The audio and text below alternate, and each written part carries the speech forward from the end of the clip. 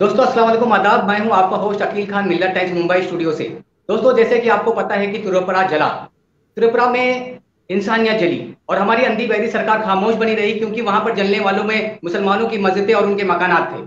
इसी जगह पर अगर किसी एक विशेष प्रकार का पशु होता तो हमारी मीडिया और सरकार पूरे देश को सर पर उठा लेती, लेकिन किसी के भी कुछ भी रिएक्शन देखने को नहीं आया।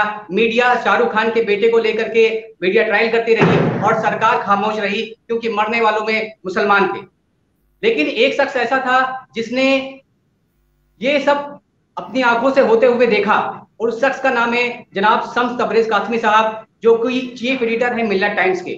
आप खुद वहां पर गए, वहां पर आपने ग्राउंड रिपोर्टिंग की और कवरेज की और आंखों देखा हाल बताने के लिए वो आज हमारे साथ मौजूद हैं। बहुत बहुत इस्तकबाल है आपका शम्स तबरेज साहब। हम आपको ये आपसे जानना चाहते हैं कि आपने जब वहां पे ग्राउंड रिपोर्टिंग की तो आपने क्या हालात देखे वहां पर, आप हमारे व्यूवर्स को बताइए, आंखों देखा हालात आप हमारे व्यूवर्स को बताइए। अस्सलाम वालेकुम रहमतुल्लाहि व बरकातुहू।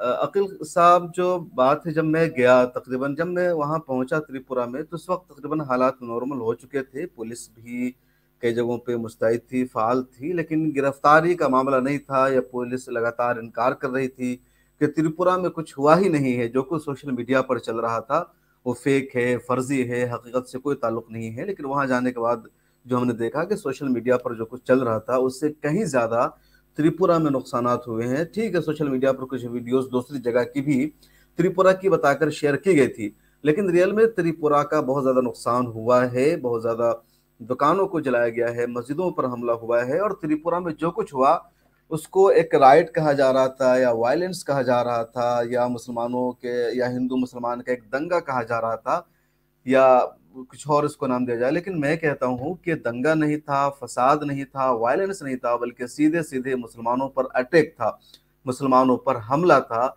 बजरंग दल, विश्व हिंदू परिषद और दूसरी शिद्दत पसंद तंजीमों ने, या उसको दहशतगर्द ऑर्गेनाइजेशन कह लीजिए, इन सब ने मिल करके मुसलमानों की दुकानों को जलाया था, मुसलमान मस्जिदों को जलाया था, मुसलमानों को खौफजदा किया था, मुसलमानों को तशद्दुद मुसलमानों पर तशद्दुद किया था। और पुलिस ने ये सब अपनी आंखों से तमाशा देखा। पुलिस ने रोकने की कोई कोशिश नहीं की, पुलिस ने कोई कार्रवाई नहीं की, बल्कि पुलिस ने इस पूरे मामले पर पर्दा डालने की कोशिश की, पुलिस ने पूरे मामले को छुपाने की कोशिश की। सोशल मीडिया पर जब चीजें आई तो पुलिस की ही कोशिश थी कि इस पर पर्दा डाल दिया जाए, इसको फेक बता दिया जाए और लोग ये मान ले कि त्रिपुरा में कुछ नहीं हुआ है, त्रिपुरा में पीस है, सलामती है। रियलिटी इसके खिलाफ थी। चुनाव जब ग्राउंड पर जा करके हमने दिखाया कि वो जगह है जहाँ दुकान जलाई गई है, ये फला शख्स है जिसकी दुकान जलाई गई है, ये फला मस्जिद है जिसको जलाया गया है, ये फला मस्जिद है जिसमें आग लगाई गई है, ये फला मस्जिद है जिसमें तोड़फोड़ की गई है। और जब पूरी दुनिया ने इस मंजर को देखा, मिलर टाइम्स की जब ग्राउंड जीरो से रिपोर्ट आई, तब पुलिस के पास इस झूठ, इस सच्चाई को झुटलाने का कोई ऑप्शन नहीं था। पुलिस मजबूर थी इसे तस्लीम करने पर।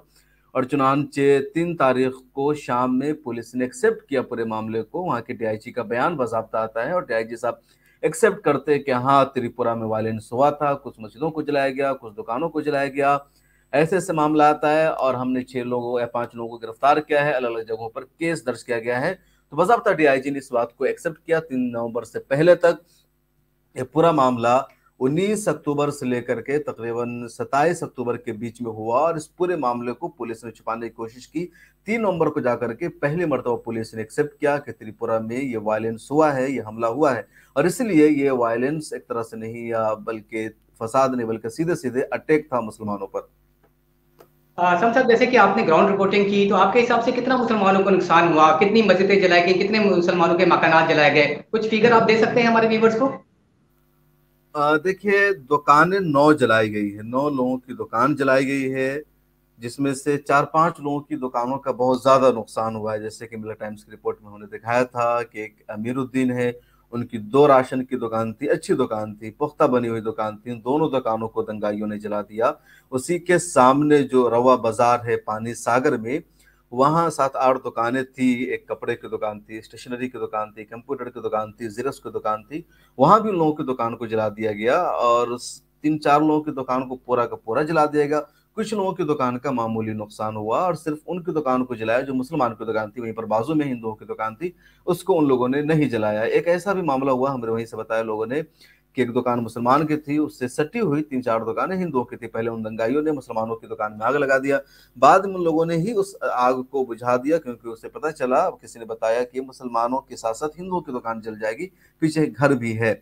तो फिर उन लोगों ने बुझा दिया। तो ऑलमोस्ट 9 दुकानों को नुकसान पहुंचाया गया। सरकार ने उन्हें थोड़ा बहुत मुआवजा भी दिया है, और 12-13 मस्जिदों को नुकसान पहुंचाया गया है। कुल मिलाकर के 3 मस्जिदें ऐसी हैं जिसका सबसे ज्यादा नुकसान हुआ है।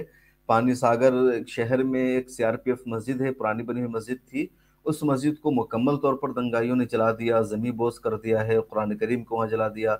इस तरीके से गुमती जिला में दरगाह बाजार पर एक मस्जिद, उस पूरी मस्जिद को लोगों ने जला दिया। इसके अलावा पानी सागर के पालघर में एक मस्जिद थी, उसको नुकसान, पुख्ता मस्जिद थी, फिर भी उसको बहुत ज्यादा नुकसान किया गया है। उसके अलावा जो मस्जिदें हैं, तो उन मस्जिदों में कहीं पर शीशा फोड़ा गया है, कहीं पर पंखा तोड़ा गया है, कहीं पर रोशनदार को तोड़ा गया है, कई मस्जिदों को हमला करने की कोशिश की और मस्जिदों को जलाने की कोशिश की, तो मकामी लोगों ने रोका, बचाया। तो जो ज्यादा नुकसान है वो 3 मस्जिदों का है। बकिया मस्जिदों का पंखा उंखा तोड़ा गया। इसके अलावा गुमती जिला में ही तकरीबन 6 मस्जिदें ऐसी है जहां अजान नमाज 2 दिनों तक दंगाइयों ने बंद कर दी थी। तो इस तरीके से 12-13 मस्जिदों का आ रहा है, जिसमें से 3 मस्जिदों को सबसे ज्यादा नुकसान पहुंचाया गया है। बकिया मस्जिदों को मामूली नुकसान पहुंचा, पंखा तोड़ दिया गया, खिड़कियां, यानी जो कुछ उनके बस में था। पुख्ता मस्जिदें थी, बिल्डोजर उनके पास नहीं था, तो बिल्डोजर तो चला नहीं सकते थे। तो बहरहाल जहां तक उनके हाथ में था उन लोगों ने नुकसान किया है। अच्छा सम साहब, मिलर टाइम्स की एक न्यूज आई थी जिसमें बताया गया था कि ये जो दंगा हुआ है वो हिंदू और मुसलमानों के बीच का दंगा नहीं है, बल्कि ये विश्व हिंदू परिषद, बजरंग दल जैसे जो फिरका परस्त ताकतें हैं, जो नफरत फैलाते रहते हैं, उनके और मुसलमानों के बीच में दंगा था। आपने वहां के जो लोकल जो माहौल देखा, क्या वहां के हिंदू भाई हमारे इन्वॉल्व नहीं थे इस दंगे में? सिर्फ वहां के जो फिरका परस्त ताकतें हैं जो कि पूरे देश में इस पर कब्जा करके बैठी हुई है, ये उनके और मुसलमानों के बीच में तब दंगा हुआ था? आपको क्या लगता है, आपने क्या ग्राउंड में देखा? देखिए, ग्राउंड में लोकल जो लोग थे वहाँ के, जो हिंदू, चूंकि त्रिपुरा एक ऐसा स्टेट है ना जहाँ 36 लाख कुल आबादी, और 36 लाख में मुसलमान सिर्फ 3 लाख हैं। शहरों के बजाय ज्यादातर लोग वहाँ जंगलात में, पहाड़ी इलाकों में रहते हैं, और मुसलमान भी उनमें मिले हुए हैं। 1-2 घर मुसलमान का है, बकिया हिंदुओं का घर है।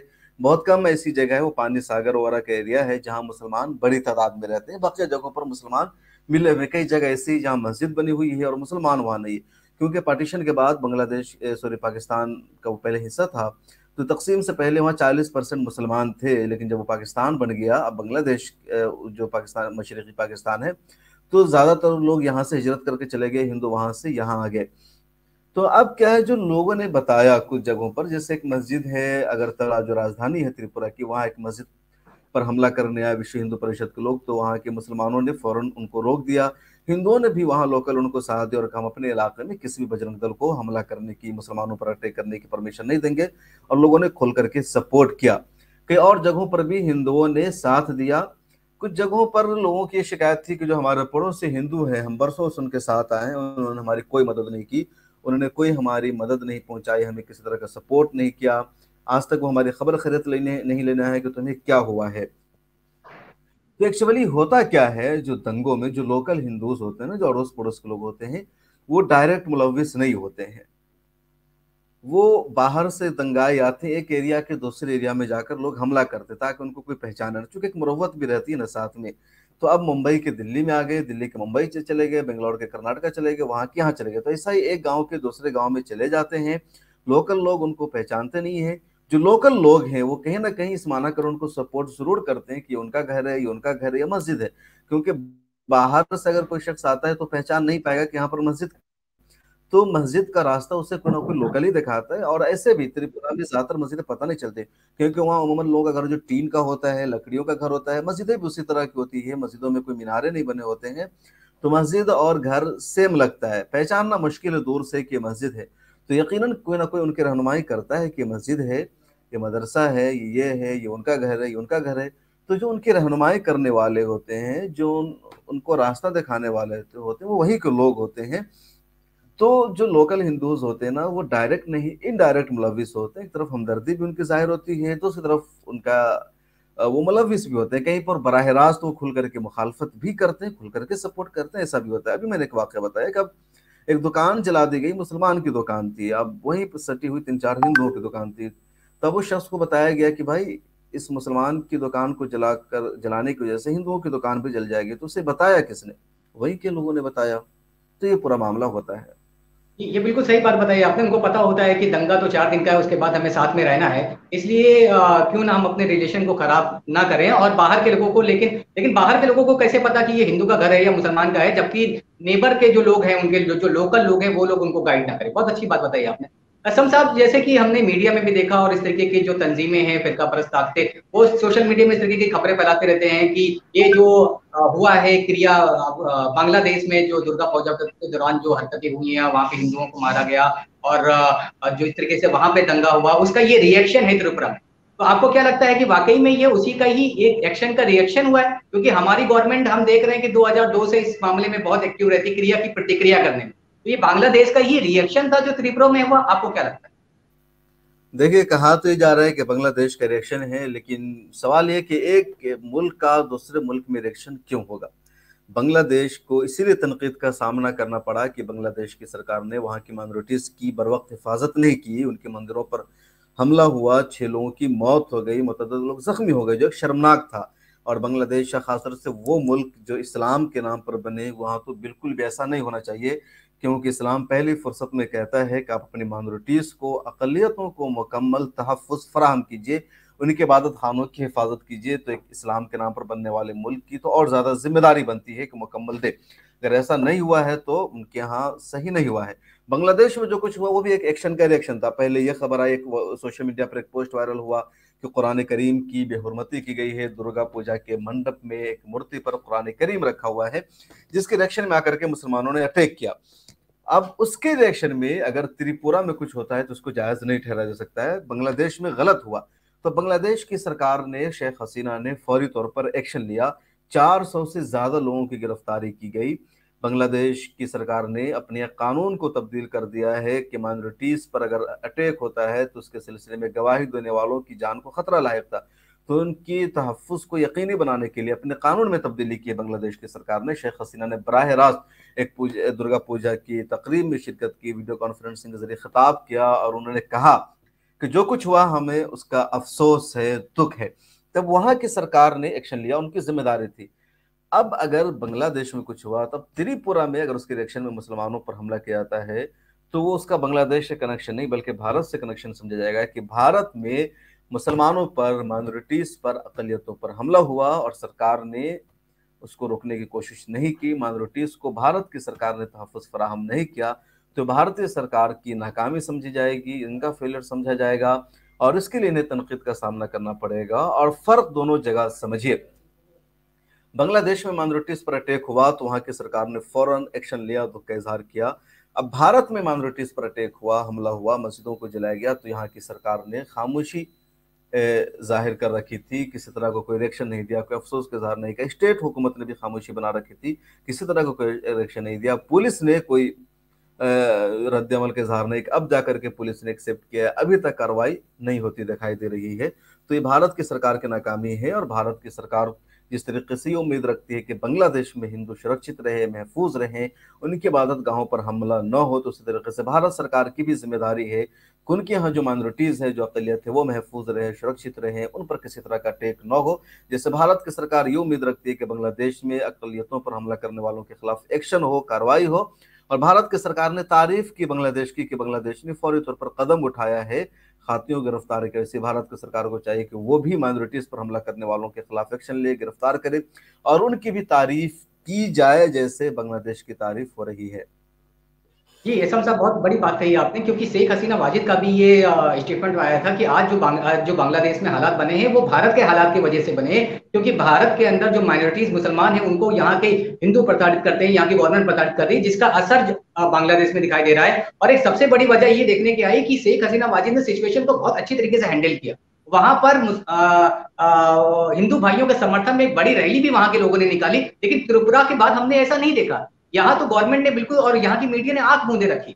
यहाँ तक कि आपने बताया कि 3 तारीख को वहां के पुलिस अधिकारी ने एक्सेप्ट किया है कि हाँ, कुछ हालात यहाँ खराब हुए, मस्जिदों को और मुसलमानों के घर को नुकसान पहुंचाया गया है। ये बहुत बड़ा फर्क देखने के आया, और ये आज के भारत में फर्क देखने पे आ रहा है। सम साहब, जिस तरीके से त्रिपुरा में मुसलमानों के साथ हालात हुए, उसके बाद भारत में भी उसका रद्द अमल देखने पे आया, बहुत सारे लोगों ने उसका विरोध किया। दिल्ली के शाहीन बाग में कुछ प्रोटेस्ट देखने में आया, और सोशल मीडिया में आ रहा है कि शायद केरला में भी बहुत बड़ी तादाद में रैली निकली। आपको क्या लगता है कि जो बाकी हिस्से के जो मुसलमान हैं उन्होंने इस पे रिएक्ट किया है, या आपको खामोशी जैसी नजर आ रही है? खास तौर से जो मुस्लिम हमारे दानिश्वर है और मुस्लिम जो हमारे लीडर्स हैं अलग अलग पॉलिटिकल पार्टीज के, उन्होंने किस तरीके से एक्शन लिया? क्या आप उसके लिए सेटिस्फाई हैं? और आपको अगर लगता है अगर आप सेटिस्फाई नहीं, तो आपको क्या लगता है कि आगे और किस तरीके से मैनेज किया जाना चाहिए सिचुएशन? देखिए, मुसलमानों ने अपनी जिम्मेदारी निभाने की कोशिश की है, कदा किया है। इस पूरे मामले को देखें तो मीडिया ने इस पर कोई तवज्जो नहीं दी, देश की सेकुलर पार्टियों ने कोई तवज्जो नहीं दी, नेशनल इंटरनेशनल कोई भी इसको, ना हुकूमत ने छुपाने की कोशिश की, पुलिस ने पर्दा डालने की कोशिश की, मीडिया ने भी इस पर कोई तवज्जो नहीं दी। इस पूरे मामले को अगर आगे बढ़ाया या अभी बहस का मौजू बना है, तो सोशल मीडिया पर जो मुस्लिम नौजवान एक्टिव हैं, ट्विटर पर, फेसबुक पर फाल है, उन्हीं लोगों ने इस इशू बनाया। मिलत टाइम्स ने शुरू से लगातार रिपोर्टिंग की और दूसरे लोगों ने इस पर खबर चलाया, और जिसका असर ये हुआ कि फिर दूसरी सेकुलर पार्टियों ने भी कुछ इस पर एक्शन लिया। जैसे कांग्रेस के सदर राहुल गांधी ने, साबिक सदर ने ट्वीट किया, तो इसी मुस्लिम नौजवानों ने सोशल मीडिया पर जो मजबूती के साथ ट्रेंड चलाया, इसको मुद्दा बनाया, उसका वो असर देखा और कई लोगों ने इसको असर दिखाया। मुसलमानों ने भी इस पर तवज्जो दी। जैसे पीएफआई सॉरी एक फैक्ट फाइंडिंग टीम वहां गई थी एनसी4 की, जिसमें एडवोकेट अंसार इंदौरी, एहतशाम हाशमी, मुकेश और श्री अमित श्रीवास्तव थे। तो सब गए फैक्ट फाइंडिंग करने, उन्होंने रिपोर्ट तैयार की। जमीयत उलमा हिंद के मौलाना हकीमुद्दीन कासमी साहब वहाँ पहुंचे, या इसी तरीके से मुस्लिम ऑर्गेनाइजेशन का एक मुश्तरका वफद गया था। ऑल इंडिया मिल्ली काउंसिल, ऑल इंडिया मुस्लिम मजलिस मशावरत, जमात इस्लामी हिंद, मरकजी जमीयत अहले हदीस, नॉर्थ ईस्ट इमारत शरिया, इन सब का भी एक मुश्तरका वफद गया और इन सब लोगों ने हालात का जायजा लिया। वहाँ पर प्रेस कॉन्फ्रेंस की, यहाँ पर प्रेस कॉन्फ्रेंस की, अलग अलग जगहों पर, मस्जिद में ये सब गए, मौलाना की जो जमीयत के थे वो भी गए। तो इन सबों ने एक जायजा लिया, एक रिपोर्ट तैयार की, दुनिया को बताया क्या हुआ है। इन लोगों ने, बल्कि जो मिल्ली काउंसिल का मशावरत वरा का वफद गया था, इन लोगों ने सीएम से भी मिलने की रिक्वेस्ट की थी, उनको लेटर लिखा था, डीजीपी से मिलने की रिक्वेस्ट की थी, लेकिन लोगों ने कोई रिस्पॉन्स नहीं दिया मुलाकात के लिए, इन लोगों को टाइम नहीं दिया। इनकार भी नहीं किया उन लोगों ने मिलने से, लेकिन इन लोगों को उन्होंने टाइम दिया नहीं दिया। इन लोगों ने लेफ्ट के लीडरों से मुलाकात की, कांग्रेस के सदर से मुलाकात की। तो कहीं ना कहीं जो मुसलमान है उन्होंने अपनी जिम्मेदारी निभाई, वहां पहुंचे। एक और तंजीम तहरीक फरोग इस्लाम है, उनके लोग भी वहां पहुंचे हुए हैं, हालात का जायजा ले रहे हैं। मौलाना कमर गनी है उसके सदर, उनको पुलिस ने डिटेन भी कर लिया, और अभी क्या सूरत हाल है मुझे अपडेट नहीं है, लेकिन कल उनकी तरफ से ही आया था कि उन्हें पुलिस ने डिटेन कर लिया है और हवाला दिया गया था उनके तहफ़्फ़ुज़ का। हमारे एक और सहाफ़ी दोस्त मसीहुज़्ज़मान सारी वहाँ गए हुए थे, पुलिस ने उन्हें भी 2 घंटे तक पूछताछ की। तो कहीं ना कहीं अपनी जिम्मेदारी मुसलमानों ने निभाई है, वहां तक पहुंचने की कोशिश की, वो हालात का जायजा ले रहे हैं जितना उनके बस में है, लीगल एक्शन लेने की कोशिश कर रहे हैं। इसके अलावा मुल्क के अलग अलग हिस्सों में लोगों ने प्रोटेस्ट किया है, विरोध किया है। त्रिपुरा में भी प्रोटेस्ट हुआ, शाहीन बाग में प्रोटेस्ट हुआ, और भी जगहों पर, मुंबई में प्रोटेस्ट हुआ, बिहार में प्रोटेस्ट हुआ। सोशल मीडिया पर लगातार प्रोटेस्ट चल रहा है। आप जैसा कि कह रहे हैं कि केरला में एक बहुत बड़ी रैली निकाली जा रही है, तो भी अच्छी बात है, हालांकि मुझे इसकी खबर नहीं है। तो कहीं ना कहीं लोगों ने, मुझे भी सोशल मीडिया के थ्रू पता चला, इसके लिए मैंने आपसे तस्दीक करने की कोशिश की। ओके ओके, जो एक वीडियो सोशल मीडिया पर वायरल हो रही है जिसको बताया जा रहा है, वो बांग्लादेश की वीडियो है, ना तो वो त्रिपुरा की ना केरला की है। तो बहरहाल, तो जहां तक हो सकता है लोगों ने अपनी एक्टिविटी दिखाई है, इसे मुद्दा बनाया है, क्योंकि ये जो त्रिपुरा का मामला है इसको नेशनल मीडिया ने जर्रा बराबर जगह नहीं दी है, कहीं कोई खबर नहीं है, उनके ट्विटर हैंडल पर कोई जगह नहीं है। सोशल मीडिया पर भी सिर्फ मुसलमानों ने इसको आगे बढ़ाया है और मुसलमानों के लोग वहां गए हैं, लॉयर्स गए हैं। तो कहीं ना कहीं एक तरह से अब जो कार्रवाई करने की बातचीत हो रही है, जैसा कि पुलिस का दावा है कि 6 लोगों को गिरफ्तार किया गया है, केसेस दर्ज किए गए हैं, तो कहीं ना कहीं इनकी मेहनत रंग लाई है। और आइंदा कम से कम इन शरपसंदों पर पुलिस लगाम लगाने की कोशिश करेगी, क्योंकि पुलिस ने इतने बड़े मामला को, इतने बड़े अटैक को छुपाने की कोशिश की थी, पर्दा डालने की कोशिश की थी, और इन सब की मुश्तरका कोशिशों से अब ये मामला सामने आया है, ये मामला खुल गया है, दुनिया ने इसे जान लिया है। तो पुलिस पर दबाव है, सरकार पर दबाव है, और सरकार कोशिश करेगी कि आइंदा ऐसा न हो। जैसे कि आपने बताया कि कुछ मुस्लिम तंजीमें और दानिश्वर तबके के जो लोग हैं वो तो बढ़ चढ़ करके, और सोशल मीडिया में हमारे नौजवान भी इस तरीके के जो हमारे जो आजकल वेब पोर्टल्स हैं और डिजिटल मीडिया जो मुस्लिम समाज का है उसने काफी कवर करने की कोशिश की। बाकी मेन मीडिया तो शाहरुख खान के बेटे को लेकर के पूरा हल्ला मचाती रही, उसके बाद चुटकी भर का जो ड्रग्स मिल गया, जो नशे का पदार्थ मिल गया, उससे लेकर के इस तरीके से बवाल मचाया कि जैसे लगता पूरा देश स्टेज पे आ गया था। बल्कि हिंदू वहां पर त्रिपुरा में जो मुसलमान मारे जा रहे थे और जो मस्जिदें जलाई गई उसका उन्होंने कुछ भी संज्ञान नहीं लिया। आपने जो राहुल गांधी का नाम लिया, कि राहुल गांधी का एक ट्वीट आया, उसमें उन्होंने बोला कि मुसलमान भाइयों को परेशान किया जा रहा है और ये अंधी बहरी सरकार उन पर ध्यान नहीं दे रही। इसके अलावा तो कुछ कांग्रेस पार्टी की तरफ से कुछ और खास या सेकुलर पार्टी की तरफ से कुछ खास देखने को नहीं मिला, क्योंकि हमने देखा है कि प्रियंका गांधी जी जो आजकल यूपी के इलेक्शन में काफी ज्यादा एक्टिव दिख रही हैं, और किसी दलित भाई के साथ कुछ होता है तो उनके घर में पहुंच जाती हैं और गले लगाने लगती हैं। लेकिन मुस्लिम भाइयों के साथ में जब किसी तरीके का कुछ इस तरीके की दिक्कतें पेश आती हैं, उनको मारा जाता है, लिंचिंग की जाती है, तो इस तरीके सेकुलर पार्टी सामने नहीं आती। अभी भी सेम वही रद्द अमल चल रहा है या कुछ सेकुलर पार्टीज की तरफ से कुछ कदम उठाए गए? देखिए, इस देश में मुसलमानों को बिल्कुल किनारे लगा दिया गया है। मुसलमानों के मुद्दे पर सब चुप रहते हैं। बीजेपी तो पहले से चुप रहती है मुसलमानों के मुद्दे पर कि मुसलमानों से हमें कुछ लेना देना नहीं है। लेकिन जो सेकुलर पार्टियां हैं, सो कॉल्ड सेकुलर, जिन्हें मुसलमानों का वोट चाहिए या मुसलमानों को जिन्होंने हमेशा अपना वोट बैंक समझा है, वो भी मुसलमानों के मुद्दे पर चुप रहते हैं, खामोश रहते हैं, क्योंकि उन्हें लगता है कि अगर हम मुसलमानों के मुद्दे पर बोलेंगे, एक ट्वीट भी कर देंगे, सोशल मीडिया पर भी पोस्ट लिख देंगे जिसकी कोई वक़्त नहीं है, कोई हैसियत नहीं है, तो उससे हमारा हिंदू वोट बैंक नाराज हो जाएगा, ब्राह्मण नाराज हो जाएंगे, दलित नाराज हो जाएंगे, बीजेपी मुद्दा बना लेगी। इसलिए मुसलमानों पर होने वाले जुल्म पर वो चुप रहते हैं, खामोश रहते हैं, और उनकी खामोशी पर उन्हें कुछ फर्क नहीं पड़ता है, क्योंकि उन्हें लगता है कि मुसलमानों के पास कोई ऑप्शन नहीं है। मुसलमान हर हाल में हमारा वोट बैंक है। मुसलमानों पर होने वाले जुल्म के खिलाफ अगर आवाज हम उठाएंगे तब भी मुसलमान हमें वोट करेंगे। अगर हम नहीं आवाज उठाएंगे, हम नहीं कुछ करेंगे मुसलमानों के लिए, तब भी मुसलमान हमारे को ही वोट देंगे, हमें ही सपोर्ट करेंगे, क्योंकि इसके अलावा उनके पास कोई ऑप्शन नहीं है। क्योंकि दूसरी तरफ बीजेपी है और बीजेपी के साथ मुसलमान कभी नहीं जा सकता है, बीजेपी को मुसलमान वोट नहीं कर सकता है। मुसलमानों के दिलों में हमने बीजेपी का खौफ बैठा रखा है, आरएसएस का खौफ बैठा रखा है, विश्व हिंदू परिषद का हमने खौफ बैठा रखा है। तो बीजेपी को इक़्तिदार में आने से रोकने के लिए, उनके इक़्तिदार में आने से बचने के लिए मुसलमान हर हाल में हमें ही वोट करेंगे। तो ये उन सेकुलर पार्टियों को पता है, इसलिए मुसलमानों के मुद्दे पर नहीं बोलते हैं। ब्राह्मणों के मसले को उठाते हैं, दलितों के मसले को उठाते हैं, किसानों के मसले को उठाते हैं, क्योंकि उन्हें लगता है कि अगर हम आज किसानों का साथ नहीं देंगे तो किसान हमें छोड़कर बीजेपी की तरफ चले जाएंगे। हम दलितों की आवाज उठाने नहीं जाएंगे, दलितों पर हमला हुआ है, उनके घर हम नहीं पहुंचेंगे, तो दलित हमें वोट देने के बजाय दोबारा बीजेपी को वोट करने लगेंगे या बीएसपी को वोट करेंगे, लोग उनको वोट करेंगे। तो इसलिए उनका वोट खींचने के लिए, उन्हें अपनी तरफ राग़िब करने के लिए वो जाते हैं, क्योंकि हर चीज में पॉलिटिक्स होती है। लेकिन मुसलमानों का वोट उन्हें ऐसे ही मिला हुआ है, इसलिए मुसलमानों के यहाँ जाने की जरूरत नहीं समझते, इसलिए वो चुप रहते हैं। जी, पूरा सेकुलरिज्म का जो ठेका है वो मुसलमानों ने अपने सर पे उठा रखा है, और उनको ये बात अच्छी तरीके से पता है कि हम जब रमजान आएंगे तो अफ्तारी करा देंगे, या फिर वो ईद मुबारक की बात दे देंगे, कभी कहीं पर वो टोपी भी लगा नहीं देंगे, तो होता, मुसलमान वो भी इतने नहीं खुश हो होता। जाते हैं। अब वो इफ्तार वाला भी लोगों ने खत्म कर दिया, क्योंकि लगता है कि उससे हिंदू नाराज हो जाएंगे। तो अब इफ्तार भी खत्म हो गया है। कांग्रेस के दफ्तर में पिछले कई सालों से अब वो इफ्तार पार्टी नहीं हो रही है, और कई ऐसी जगहों पर, तो वो सब भी अब खत्म हो गया है। मुसलमानों के साथ बैठना भी अब सेकुलर रहनुमा पसंद नहीं करते हैं। कई के दफ्तरों में सम दाढ़ी साहब, टोपी वाले एक सेकंड का कुछ मुझे टाइम दे लोग। सम साहब।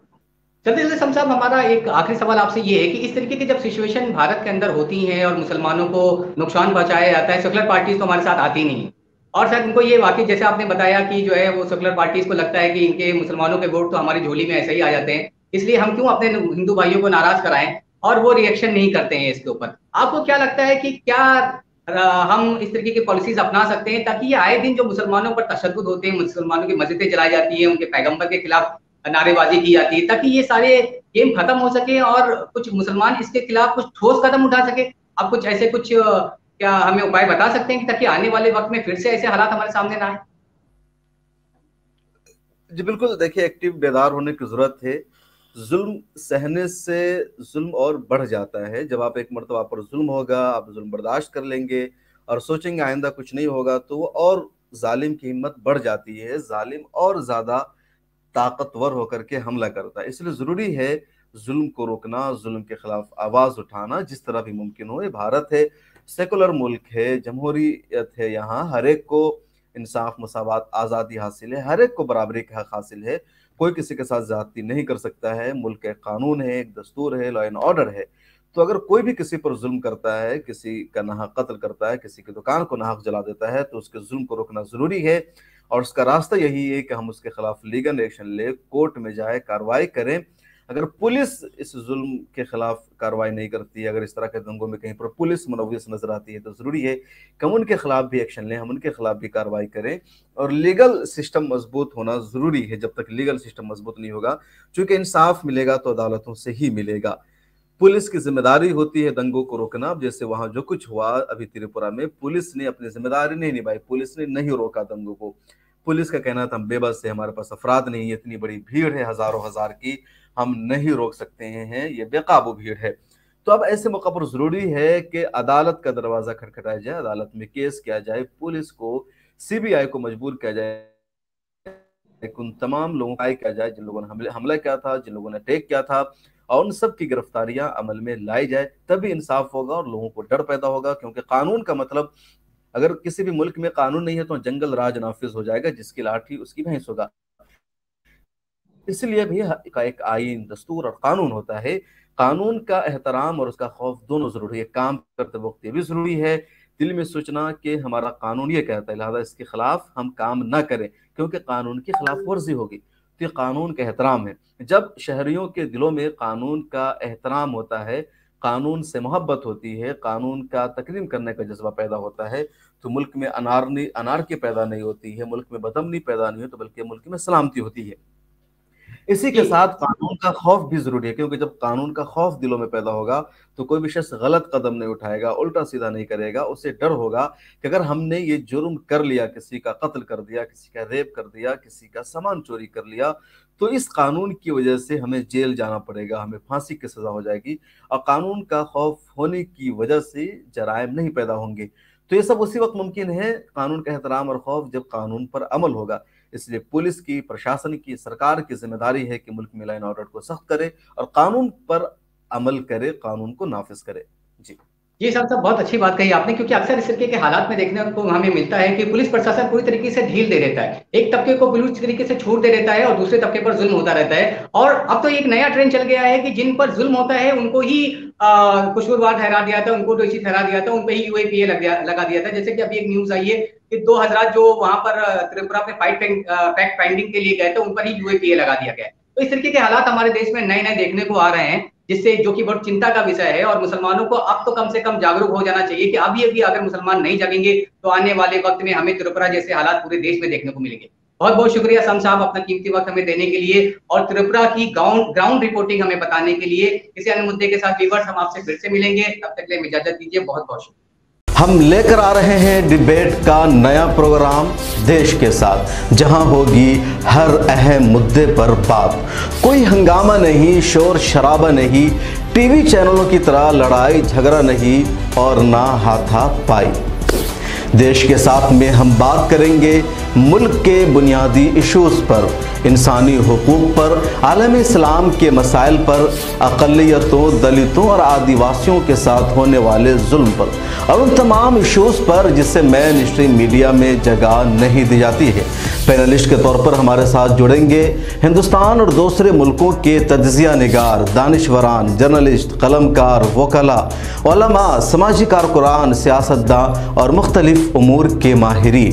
संजीदा गुफ्तगू, बावकार अंदाज, पुरसुकून माहौल और सिर्फ मुद्दे पर बात। मिल्लत टाइम्स के प्रोग्राम की होगी यही खास पहचान। मिल्लत टाइम्स के यूट्यूब, फेसबुक, ट्विटर और दूसरे प्लेटफॉर्म पर देखिए एक साथ लाइव, सोमवार से जुमा तक रात 8 बजे मेरे साथ यानी शम्स तबरेज़ कासमी के साथ।